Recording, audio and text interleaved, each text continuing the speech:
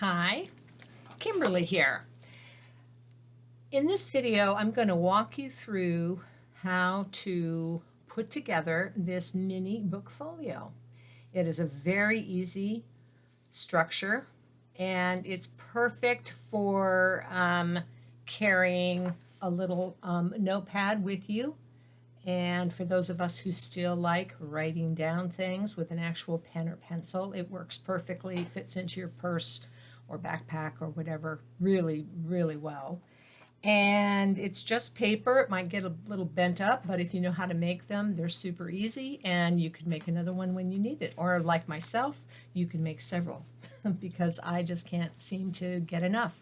Mostly because I love pairing all the different papers together and just making them pretty or just something that's matchy-matchy. So here is the basic template for this mini book folio that has the dimensions of the piece of paper that you need to cut, and then it has the scoring lines here as well. Down here we have the dimensions written out, and then we also have the decorative papers and the sizes they need to be cut. The decorative papers are cut, and the substrate of the mini book is a piece of cardstock, so it needs to be cut to size and then scored on these 5 score lines. And then this is the little tab that we're going to tuck our notebook down inside. The notebook is a 3x5 notepad, and you can buy them in bulk. They're very affordable. All right.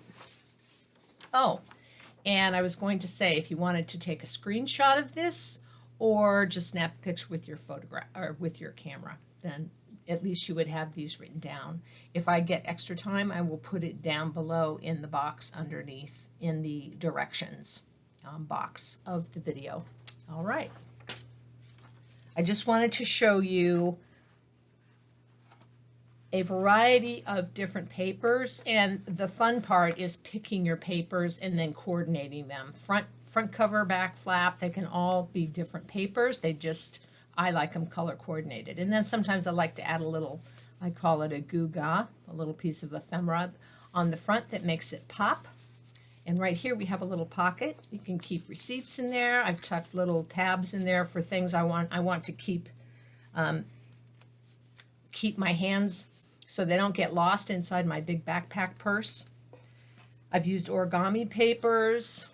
This is super bright, fun notebook paper or decorative paper. This is very lightweight paper here. This is actually cardstock that I have printed my watercolor roses onto, and then I've fussy cut this ephemera, the roses, to add over here on this flap. So this was done a little bit differently. I did not add decorative papers, but I did thoughtfully think about what kind of design I wanted on the cardstock, and I printed it. And we're going to do one that's similar to these papers. These are hair ties, elastic hair ties, and they're just wonderful. I have 2 different bags of an assortment of colors, and I have been able to find a hair tie to match most of the papers. This is one where I had to find my own red elastic and tied one to make a hair tie because I couldn't find, they did not have this shade of red, and that's what I wanted. So you can see all these different varied combinations of paper. Here is one that's just an old book that I cut. I really love using book pages for papers, for mixed media and these kinds of things. And then I fussy cut these ephemera flowers that I had painted. These are a Tiffany Sharp influence for sure that I learned in a fodder school, and I've been painting them ever since she taught me that method, and I love it. Here's another one where I did a little fussy cutting and just some really basic, oh, that's upside down. Oh, I wonder if I did that wrong. No, I did do it wrong. I stamped my little chop upside down. Oops, I guess I need to pay attention to that. Not that it matters, it's on the back. All right, so I just wanted to show you all the different possibilities, and if you have extra paper hanging out, it's a perfect use for it, as long as you have the pads and you pre-purchase these, then you could just sit down and cut and score away. Here's a combination of using the mini folios with the larger book folios, which I also love to make. And with this little Velcro circle, I love them very, very much. And I like that I can use leftover papers and then coordinate and make small pads to go with the larger pads. I just made this one the other night because I just love this paper. And I had pink pad, so that's kind of fun too. All right. So let's get to making this thing. Make sure we have the right papers. So we first have our main, the base of the book, which is just this cardstock. It's probably 65 pound. And we have our 1 inch, 4 1/4. These are scoring lines, 4 1/2, 7 3/4, and 8 inch. So those are scored. I also have this little tab that we are going to use. This is going to hold our notepad right up here. We're going to slide the back, that back of the notepad, that's that layer of heavier cardboard, and it's going to slide right into that and hold it. And then we have this super fun sort of 60s paisley bright colors. I just love it so much. And because they're cut from the same sheet of paper, but because of the pattern design on them, they're wild and crazy, and I can really just put them any way, which way that I like best. So those match. And then here is the flap. And I will show you how that is going to go on there. And here is the tie that I picked to go with it. It doesn't quite fit the vibe with this turquoise, but I like it with the paper. So we're going to just stay with that for right now. This is a little tiny piece that I cut from the scrap, and it's going to cover my black right here. This particular black on the pad works with this because there's black in the design, but sometimes if you're using this with, say, pastels or real pale colors for your scrapbook papers, this stands out, and you might want to just cut a little piece of scrap from your samples. It could be from your scrapbook paper. I used a little scrap from my substrate cardstock, and I will glue that on, and it will at least tamp down the black. All right? Okay, we got everything we need. First thing that we're going to do, oh, and here, this is the other most important thing you're going to need, is you need your glue. I'm using PVA, which is, it's a book making glue. It's also archival. It sets up very quickly, and I love it. It has a great viscosity to it. It sets up quickly. Already said that, sorry. But the best thing about this is this needle nose applicator. This needle applicator is the way to go because it will put on a very thin bead of glue. And then the other must-have is a cup. This is just a laundry detergent lid, which actually is the perfect size, with a dampened paper towel, not too damp because it'll actually siphon up into the glue, the needle, and it'll make your glue a little watery. But a little dampened paper towel so that the minute you set your glue bottle down, instead of setting it up like this, you always just put it face down, top down into the cup. And that way your glue is just always ready. It comes right out, no problem. So the first thing we're going to do is I'm going to show you a little trick that Cindy Haller taught me. I'm sure those of you who do bookmaking know this, but I did not really think about it. It's not habit for me yet. And that is we're going to mark a couple of little up arrows. So this is going to have an up arrow. This is going to have an up arrow. And this is going to have an up arrow. And all I'm doing is to remind myself that when I'm doing this folding and gluing, I want this paper up. And we're going to do the same thing with this in just a minute after I determine which of these is going to be up. I haven't decided yet. All right. So first thing we're going to do is do our folding along these scoring lines. I think you can see those pretty easily. And I'm going to fold this in like that. And if you have a bone folder, this is very helpful. I love this bone folder because it's just, I can't think of the name of the material that this is, but it's plasticky, smooth, very smooth. Teflon. I think it's Teflon. And so it does not mark the paper. You see how when we make these scoring lines, that actually has lightened the paper? Well, when you use this bone folder and fold this and put this, you scrape that along, it does not leave any marks. So we like that. Here, this is the spine. And so we don't want to crush it too much. We just want to fold along the lines on either side, and we're making a 1/4 inch spine. So it's going to allow our pad to sit in there and rest perfectly. There's the spine there, and then we're going to fold the spine this way. Just nice and gentle, fold it, crease it on that fold line so that you do not fold or dent this paper here. You want this nice and smooth if you can do it, right? Okay, so we're all ready. We got 2 spines. This is going to be a pocket right here. This is going to close, and this is going to flap over, and this is your flap right here for your little folio. Okay. Now what we're going to do, our first glue is going to be folding on the score lines, this little tab here. This is going to be glued to hold the back cardboard piece on that notepad. I'll show you how it works. First thing we're going to do is fold those 2 ends. As long as they're folded the same direction, it doesn't matter which side, just fold them back. And I'm just going to apply a super thin bead right down the middle. Not too much, doesn't need it.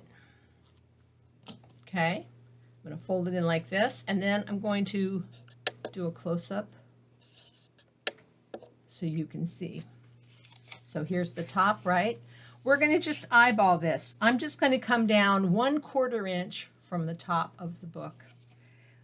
A 1/4 inch thereabouts. And you're going to place this glue tab on the right side of that second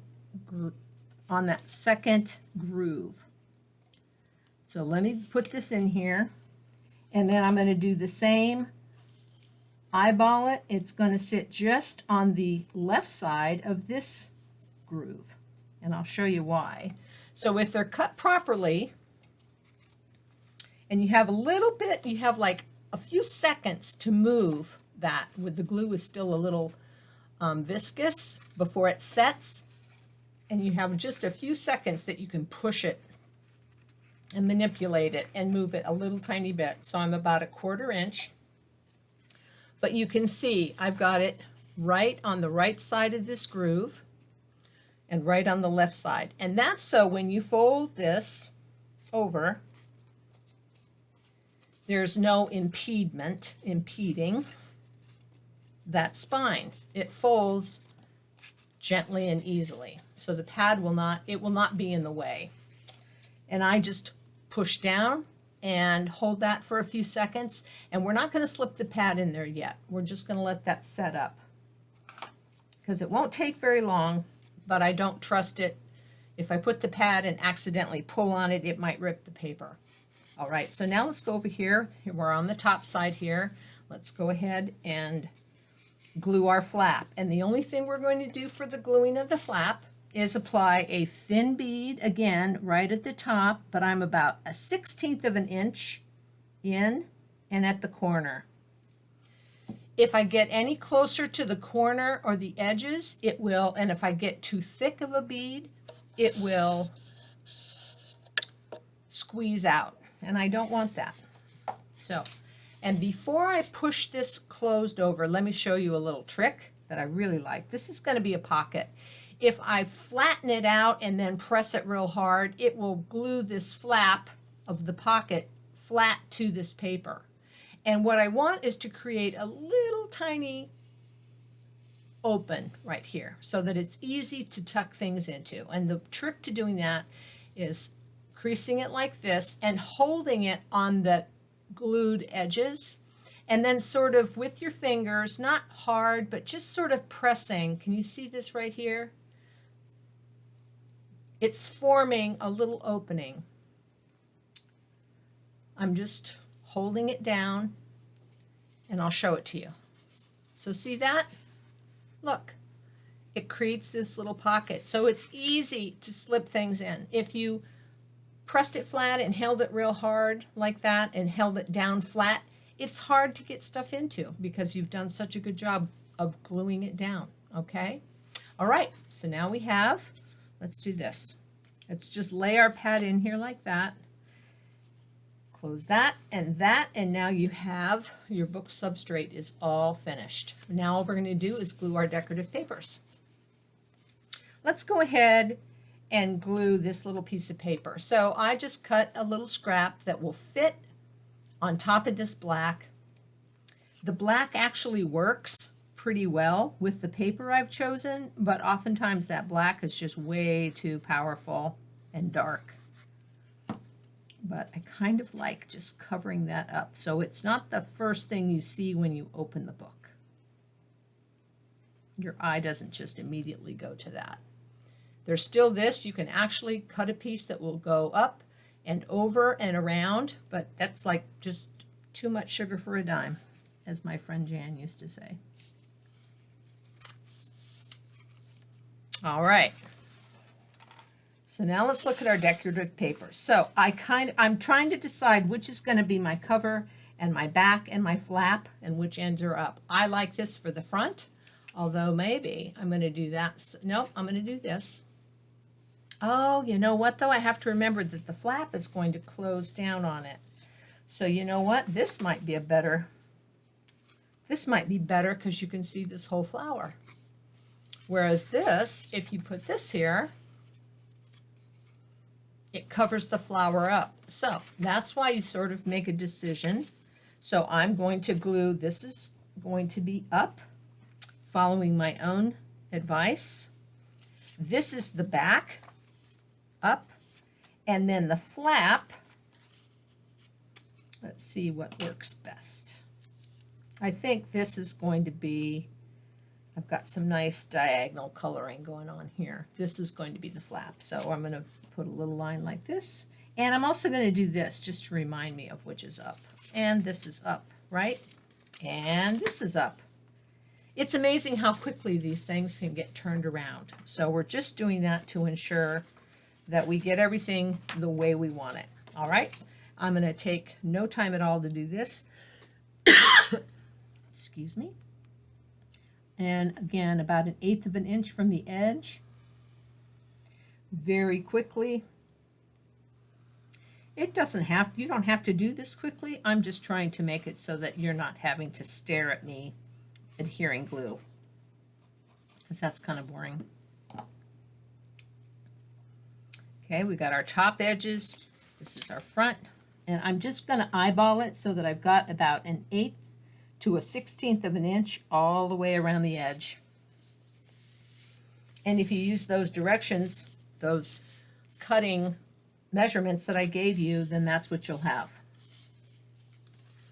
See, there's just that little border all the way around. And sometimes if you're having a hard time from sitting and applying the glue and getting it centered, standing up and over the paper is sometimes easier to eyeball. All right, now we're going to go with this one. And you'll notice I keep putting my glue back into my little cup so that the glue, yay, it never fails to work. If I use the little wet paper towel in the bottom, it works every time. And it just makes gluing such a joy. It used to be kind of a pain. And I love not using glue stick because I can't, man, I just can't do that stuff and keep it off my fingers. Eyeball, lay it down. And of course, you've also got this line to look at, so you try to line them up, right? So that these lines match. And part of that's going to be in how good you are at cutting your papers. Excuse me. Okay, we got that. Now we only have one more flap left to glue, and we got two little carrots here showing our up arrows. And I'm just going to be careful because this is a smaller piece, so I really don't want to put big globby amounts of glue on it. So far, I have not had any glue that's squeezed out of the edges. So if you do have that happen, get a very lightly dampened piece of paper towel and very gently wipe. This, you'll notice, has got more like 1/4 inch on either side for eyeballing. You can also lay the paper down first and look and see what kind of borders you're looking at, so that after you put your glue on, you know you're looking for skinny at the top and bottom, and then margins are a little bit wider on the sides. So just check your paper first before you glue it and put it down, so you're familiar with that. So I am going to erase this pencil line because I don't like that carrot there. I can't find my eraser. How crazy is that? I've got this eraser on my white pencil. And I think if I'd used a white pencil in this particular paper, it would have erased a lot easier. Next time I'll remember that. Okay, we are ready to put our pad in. I'm just pulling it back. We've got this little hard cardboard on the back. Slide it into your pocket, and there you go. That 1/4 inch works really well at keeping, if you drop this little tab that we glued in any further down, it allows your pad to have more wiggle room and it'll go beyond your paper. If you do that, it's not a problem. It's just I like that it doesn't slide farther down past the notebook cover. And then you close it up very nice and neat, and you put on your elastic band.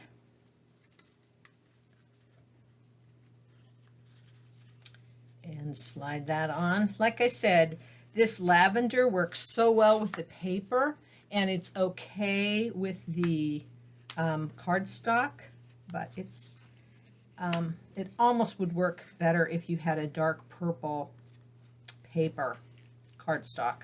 I might have to try that with this lavender, but that's just getting a little bit too down in the weeds. So that's what you have, and that's how you put together that book folio. It's very simple. I also like to put my little chop, as you saw the one that was upside down.